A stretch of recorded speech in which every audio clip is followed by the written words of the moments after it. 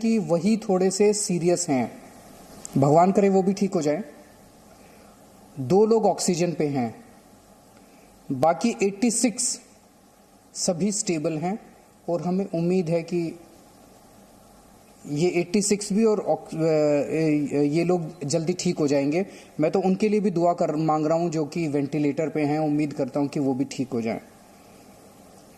इन 97 cases की हमने analysis की ये समझने के लिए कि जब केसेस थोड़े से पिछले 2-3 दिन में तेजी से बढ़ने लगे दिल्ली में, तो हम ये समझने की कोशिश कर रहे थे कि कहीं दिल्ली में तेजी से कोरोना फैल तो नहीं रहा। इन 97 केसेस में से 24 केस मरकज के हैं। मरकज की पूरे घटनाक्रम पे मैं अभी बात करूंगा।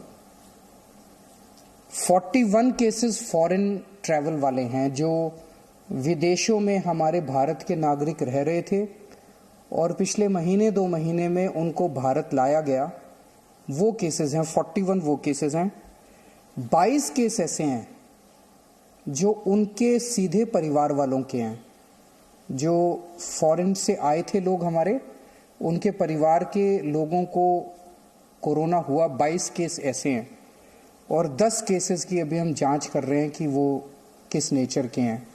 तो फिलहाल मैं ये नहीं कहूँगा कि दिल्ली के अंदर कोरोना, लोकल ट्रांसमिशन भी अभी फिलहाल कंट्रोल में है, कम्युनिटी ट्रांसमिशन अभी नहीं हुई है। केसेस बढ़े हैं और मरकज का जो पूरा सिलसिला हुआ अभी, उसकी वजह से मरकज से जिन लोगों को निकाला गया है, हो सकता है उसमें बहुत सारे केसेस पॉजिटिव अगले 2-3 दिन में आए।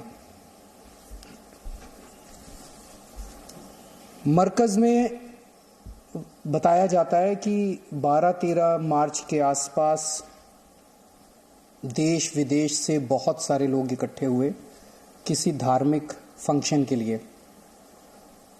उस धार्मिक फंक्शन के बाद कई लोग चले गए और काफी लोग रुक गए। अब जब पता चला तो उनमें से उनको पिछले कल से परसों से वहां से निकाला जा रहा है। वहां पे जितने भी लोग निकाले गए हैं उसमें, जैसा मैंने बताया, अभी जो टेस्ट के कुछ रिजल्ट्स आए हैं, काफी रिजल्ट्स आने बाकी हैं। 24 लोग पॉजिटिव केसेस मिले हैं।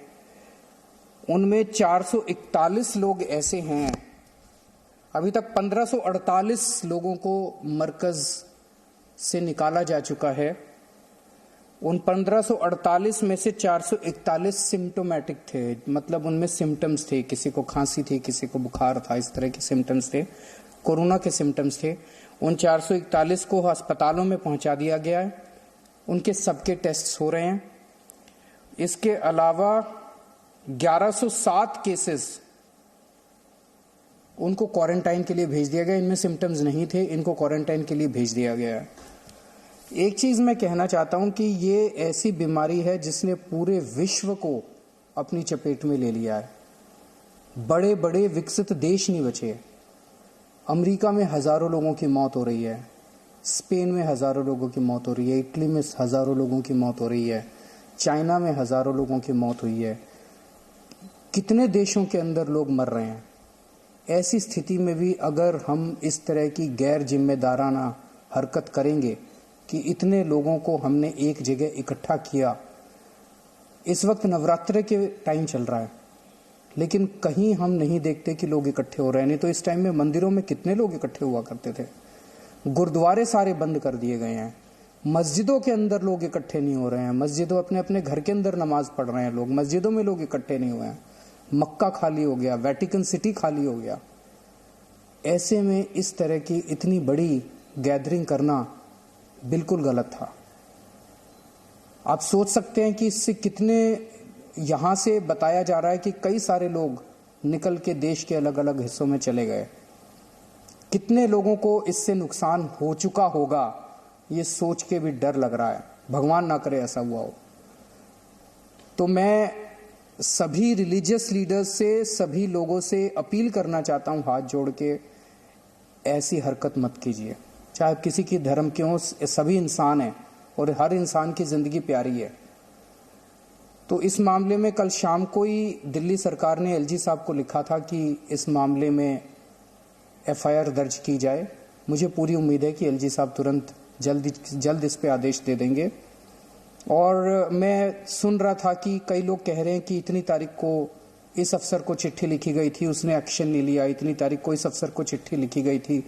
अगर किसी भी ऑफिसर की कोताही मिलती है उसको भी नहीं बख्शा जाएगा, क्योंकि ये जो पूरा का पूरा सिलसिला हुआ है ये बहुत ही गलत है, बहुत गलत है। कितने लोग जो अंदर मौजूद थे उनकी जिंदगी के साथ खिलवाड़ हुआ है। वहां से निकल के कितने लोग देश भर में गए। कल मैंने सुना तेलंगाना में जो लोग यहां से निकले थे, तेलंगाना पहुंचने के बाद 6 लोगों की उनमें से मौत हो गई। कितने जिन्होंने डायरेक्ट पार्टिसिपेट किया था उनकी जिंदगी खतरे में, और कितने लोग जो बाद में उनके संपर्क में आए उनकी जिंदगी खतरे में हो सकती है। ऐसी हरकत हमें बिल्कुल नहीं करनी। ऐसे में सरकार को सख्त कार्रवाई करनी पड़ेगी और सरकार उसमें हिचकिचाएगी नहीं। कुछ दुकानों में जो राशन बट रहा है, बहुत भारी संख्या में लोग आके राशन ले रहे हैं। कुछ दुकानों में राशन खत्म हो गया है, वहां पे लोग बड़े बेचैन हो रहे थे। मैं उन्हें आश्वासन देना चाहता हूं, चिंता मत करो, राशन हम रोज केंद्र सरकार से उठा रहे हैं और दुकानों में बंटवा रहे हैं। तो आपका राशन आएगा, हर व्यक्ति को राशन मिलेगा। जिसके पास राशन कार्ड है राशन की दुकान से, उसको हर एक व्यक्ति को राशन मिलेगा। मैं जिम्मेदारी ले रहा हूं। तो आप वहां पे अगर आज मान लीजिए